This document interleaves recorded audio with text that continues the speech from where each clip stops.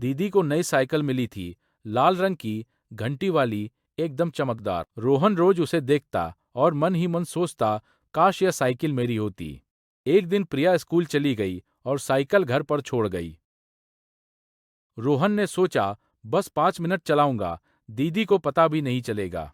शुरू में तो बहुत मजा आया, हवा बालों में, घंटी बजाना, मजा आ रहा था, दोस्तों को दिखा रहा था।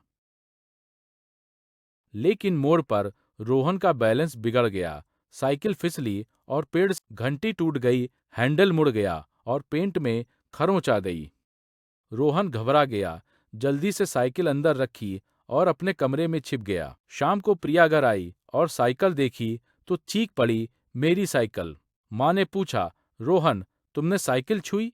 रोहन ने झूठ बोला, नहीं। प्रिया रोने लगी, पूरे घर में उदासी छा गई। पापा ने कहा, कल मैकेनिक। रात को रोहन को नींद नहीं आई, दीदी रोती रही थी, माँ परेशान थी। अगली सुबह नाश्ते की टेबल पर रोहन की आंखों में आंसू आ गए। पापा ने उसे गोद में बिठाया। झूठ बोलना बड़ी गलती है, लेकिन सच बोलने में